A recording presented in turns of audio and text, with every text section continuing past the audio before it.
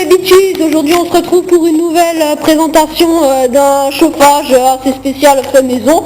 Donc je vais tout de suite vous présenter cet objet, cette chose. Donc il est constitué d'un tuyau en aluminium flexible de 3 mètres. Donc voilà, voilà.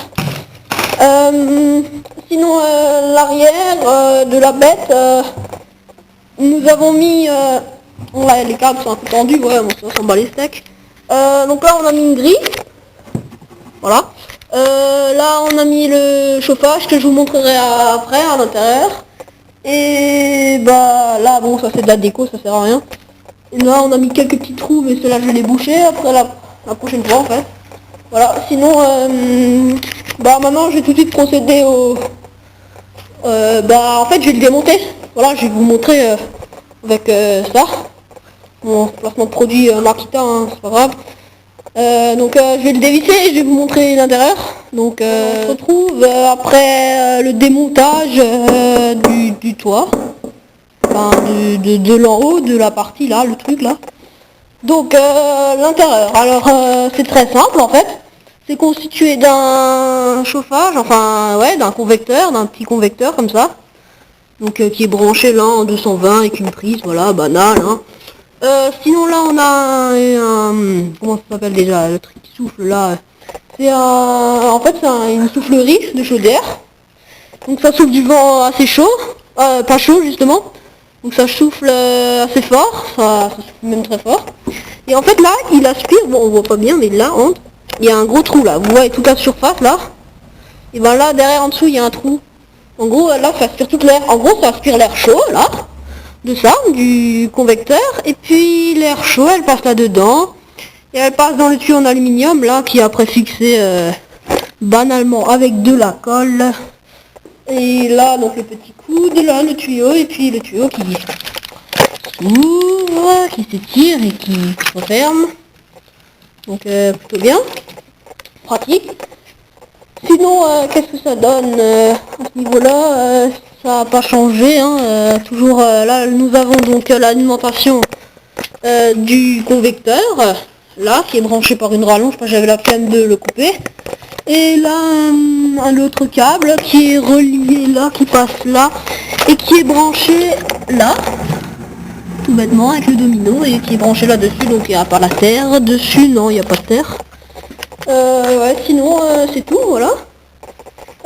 Et bah on va se retrouver tout de suite après pour la phase test. Donc on va le laisser comme ça, on va le laisser fermer, puis on va voir, on va le refermer, on verra la petite différence, mais normalement il n'y en a pas. Donc on se retrouve pour la phase test. Donc là on peut voir qu'il est allumé. Alors là, moi, je le sens, bon je vais le mettre sur le micro, donc ça dégage assez fort. Voilà, si vous entendez le vent, donc ça souffle bien chaud, on a fait un test, ça souffle à 50 degrés une fois que l'appareil est suffisamment chaud. Donc là on peut voir l'appareil qui tourne là, lui, on doit entendre un petit bruit il me semble. Ouais. Sinon on a le convecteur qui fait quasi que dalle en bruit. Donc là il est en train de tourner, donc on l'entend quasi pas. Donc il faut savoir que le convecteur va s'éteindre pour une raison de sécurité au bout de 30-20 minutes à peu près, et va s'éteindre pendant une durée de à peu près combien de temps à peu près, je crois ça fait 10-5 minutes à peu près, et il repart une fois qu'il est chaud pendant à peu près 15-20 minutes et ainsi de suite, voilà. C'est ce qui est plutôt pas mal, c'est que même si lui s'éteint, quand les résistances sont chaudes, et ben il continuera à souffler du vent chaud. Donc voilà. Sinon ça je l'ai pas acheté, je l'ai reçu. Ça voilà, ça je crois la marque c'est Stilbel et Electron pour si ça intéresse quelqu'un. Hein. Et voilà, sinon bon là ça bouge beaucoup hein, parce que c'est pas à visser en fait, voilà. Sinon là d'air ça change pas, là le vent se fait aspirer. C'est la petite entrée d'air pour tout simplement le convecteur pour qu'il puisse bien aspirer l'air pour que ça chauffe pas. Alors ce qui est bien c'est que là dedans ça chauffe pas. si, ça chauffe légèrement. C'est pour ça que des fois il s'éteint. Mais ce qui est bien, c'est que la chaleur passe tout de suite dans le tuyau. Alors faut savoir que c'est pas isolé. Parce que je veux dire, à ce niveau-là, là, je veux dire, c'est pas complètement fermé, il n'y a pas de vent, là, il souffle un peu.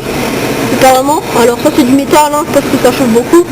Là on a en dessous, on l'a fixé, là c'est juste du scotch alu qui permet de le maintenir, on sait jamais pourquoi. Sinon là, on peut tirer et on peut voir que ça fait beaucoup moins de bruit. Voilà. Donc sinon ouais, c'était tout et on va tout de suite reprendre, je vais refermer la boîte et je vais vous montrer ce que ça donne. Niveau bruit avec la boîte fermée. De nouveau.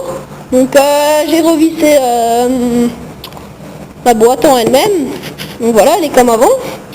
Et donc là c'est allumé. Donc niveau différence bruit, on va plutôt entendre le bruit de ça, de la sortie plutôt que ça, parce que ça, le bruit est plutôt enfermé dans cette boîte. On peut l'entendre.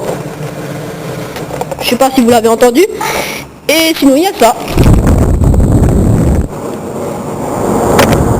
Donc c'est plutôt pas mal. C'est une petite construction qui m'a pris 2 jours. Enfin, normal. Sinon l'arrière n'a pas changé, hein, toujours la grille, bon je laisse ça contre. Sinon, ouais, sinon les prises passent là-bas, voilà, bref, c'est branché là-bas. Alors on a un projet, je vous ferai une deuxième vidéo là-dessus, c'est qu'on aura une clim là à côté.